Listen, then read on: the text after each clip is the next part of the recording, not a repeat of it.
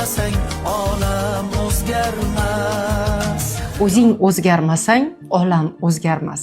Nimanidir hayotda o'zgartirmoqchi bo'lsangiz, hozir sizga 5 daqiqagina vaqtingizni olib, hayotingizni o'zgartirishga yordam beradigan 3 ta usulni aytib o'taman. Darhaqiqat bilasizmi, hayotda bor yo'g'i 5 daqiqa ajratib, hayotimizga o'zgartirish olib kirishimiz mumkin ekan.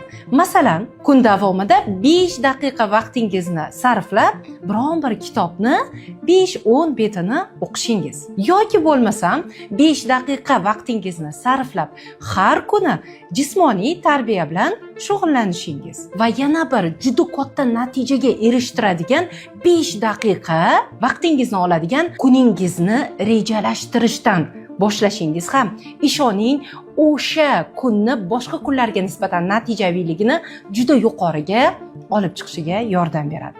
Demak, bor yo'g'i 5 daqiqa hayotingizda o'zgarishni olib kirib, hayotingizni butunlay o'zgartirish imkoniyatiga egasiz. O'zing o'zgarmasang, olam o'zgarmas.